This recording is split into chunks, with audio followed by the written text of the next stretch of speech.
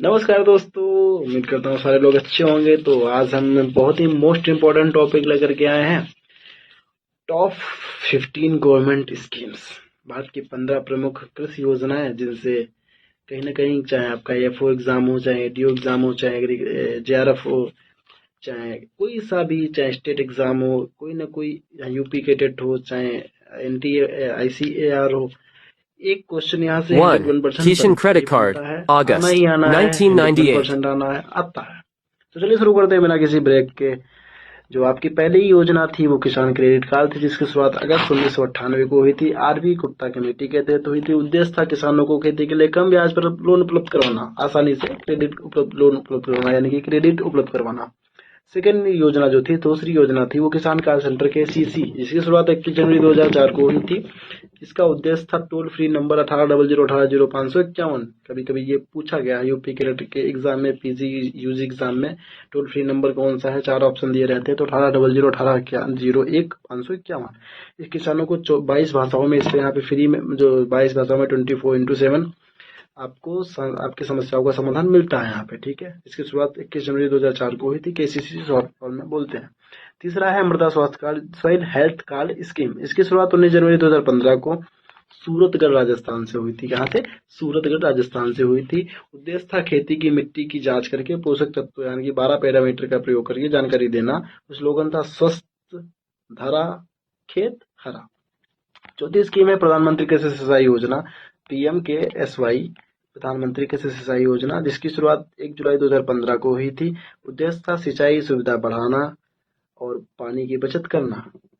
Tag line था हर खेत को पानी और पर ड्रॉप मोर क्रॉप। और जो आपकी पांचवी स्कीम थी वो प्रधानमंत्री फसल बीमा योजना। शुरुआत 18 फरवरी 2016 को होती है। खरीफ खरीफ जो है 2016 फरवरी से ही लागू हो गया था, बाकी बाद में। खरीफ में 2% आपको मिलता है बीमा, रबी में 1.5% मिलता है, और बागवानी कॉमर्शियल में 5% मिलता है।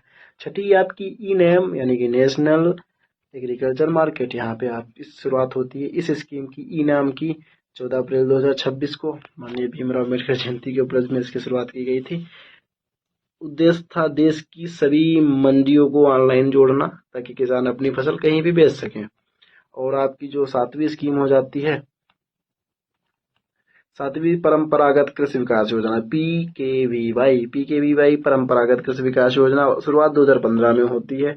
उद्देश्य है जैविक खेती को बढ़ावा देना और केमिकल का उपयोग करना। केमिकल हमारे लिए बहुत, बॉडी के लिए बहुत टॉक्सिक होते जा रहे हैं, क्योंकि हम हर चीज में केमिकल यूज करते आ रहे थे। लेकिन 2015 से इस पे जो है जोर दिया गया है कि ऑर्गेनिक फार्मिंग करने के लिए। इस बार 2026 के जो बजट में भी ऑर्गेनिक फार्मिंग पर बहुत फोकस किया गया है। सरकार ने बहुत ज्यादा ध्यान दिया है, इस बजट में भी है, तो ध्यान रखिएगा। 2015 में शुरुआत हुई थी परंपरागत कृषि विकास योजना की। तो ठीक है, अगली 8वीं योजना जो है प्रधानमंत्री किसान सम्मान निधि। ऐसा कोई घर नहीं है जिस घर का कोई ना कोई शख्स, कोई ना कोई पर्सन इस योजना का लाभ ना ले रहा हो। प्रधानमंत्री किसान सम्मान निधि, जिसकी शुरुआत 24 फरवरी 2019 को हुई थी। गोरखपुर यूपी से स्टार्टिंग हुई थी। उद्देश्य था किसानों को साल भर में 6,000 रुपए उपलब्ध करवाना, यानी कि आर्थिक मदद देना 3 किस्तों में।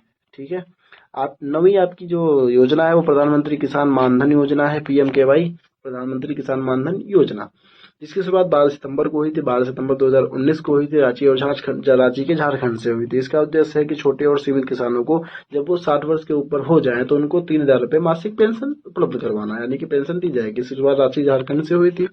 10वीं आपकी राष्ट्रीय कृषि विकास योजना है, RKVY, क्या, राष्ट्रीय कृषि विकास योजना, जिसकी शुरुआत 2007 में हुई थी। इसका मेन उद्देश्य ये था कि कृषि और संबंधित क्षेत्रों में समय पर विकास, यानी कि होलिस्टिक डेवलपमेंट करना। कृषि और संबंधित क्षेत्रों का समग्र विकास और समय पर विकास यानी कि करना। जो 11 नंबर की आपकी योजना है वो mission for integrated development of horticulture, जिसकी शुरुआत 2014 में हुई थी। उद्देश्य है फल, सब्जी, फूल, मसाले और बांस की खेती को बढ़ावा देना, बागवानी फसल